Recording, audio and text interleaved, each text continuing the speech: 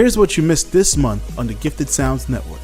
Bantucentric. To the clock, guys. So, my metaphors are a little shaky today.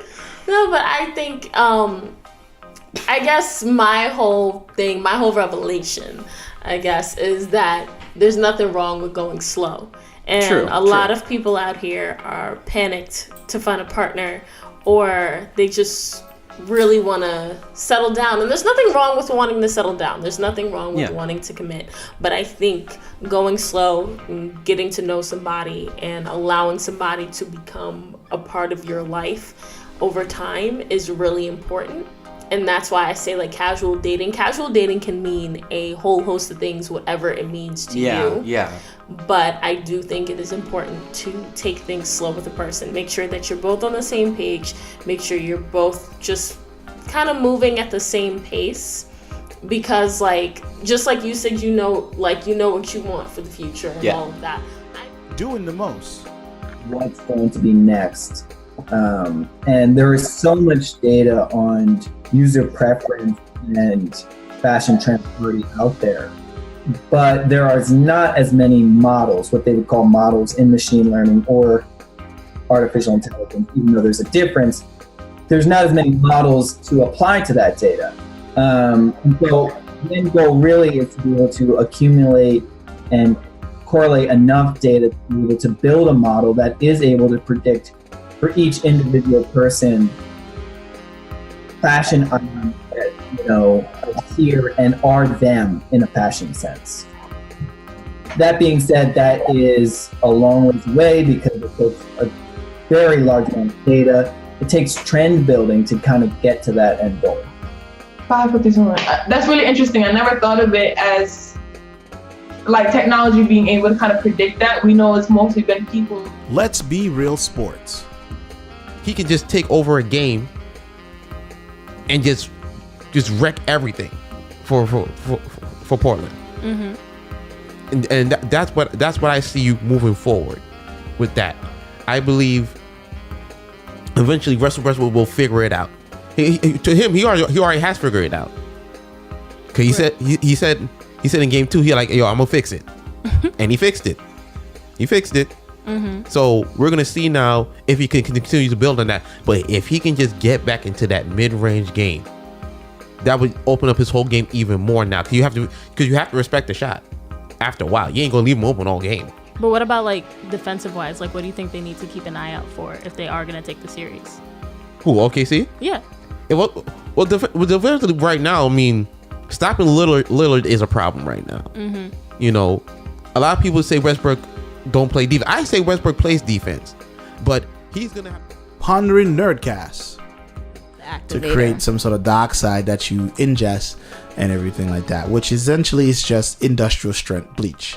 Now, some of the stuff I described, there are medicine over the counter that you can go ahead and take and it will give you those same symptoms, including almost killing your ass. Yeah, if you want them. If you want to do it. In many ways, it sounds like it's a diuretic, like a really extreme diuretic.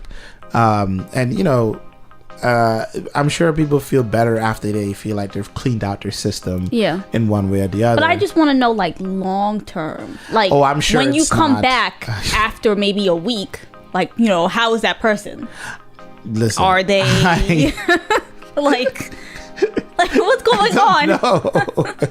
I'm just like, wow. Because maybe like the first 2 days they might be like, oh my God, I'm doing great. But then the 2 weeks later, what happened? When you go to them, are they back on their bed? Like super upper punch. One guy in particular, his name is Junior Acasio. He's a Brazilian Jiu-Jitsu competitor. And he recently posted on Instagram, he was like, yo man, like, this is something fun that I do, but like, y'all gotta remember, this is how I get paid. This is how I pay my rent. This is how I put food on the table. This is, and shout outs to Junior. He just won a couple big tournaments too. There you go. I saw you flashing that belt and that cash on the gram. Hey, listen, when you win, and of course you know this, it's the most fulfilling thing in the world. Yeah, win. Yeah, for sure. Especially doing this. For sure. When you win, it's like, yo, I just beat somebody down.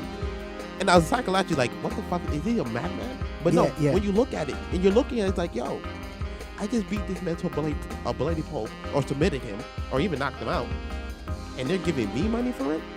This is the best life in the world. Yeah. To the fighters. I mean, I don't know about the money part. I only compete in amateur right now. Oh, okay. The Defended Podcast. About Peggy and Cap together? What about the space-time continuum? Didn't Peggy have kids with her other husband? Is there a second Peggy? Is there an alternate? Is there like a branch off from the timeline? Because how do we not have a branch off if we know that Peggy married another dude and had children? And wasn't the dude she married supposedly someone Cap saved from Hydra? So how does that work? What happens? What happens to her grandchildren? What happens to the things they did because her grandchildren were in S.H.I.E.L.D.? Well, like her you said, grandchildren work for the government. The butterfly he is selfish. Oh my God.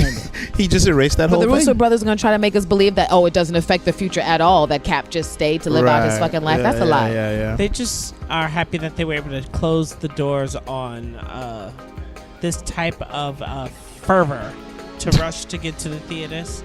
And not since LucasArts will we ever see this kind of fervor again.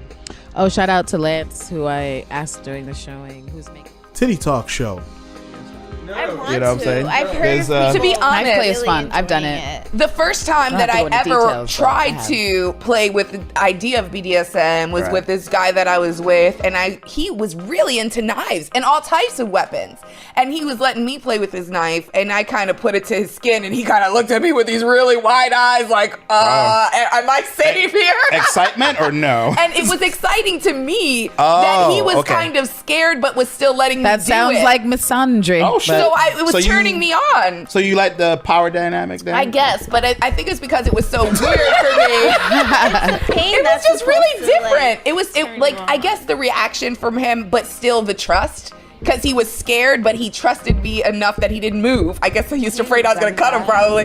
But, and I told him, I was like, would you mind if we did this in the bedroom? He's like, I don't know. I'm not comfortable with that. We got to put the sheath on this knife to make that work. But, Well, Villanelle. Intelligence. Actually, you have to mention over. that he insulted them. He was like, if you two are what we have. Basically, he's like, if you two are representatives of the government, then we're fucked. And I was like, you little bitch. He was How like, dare you?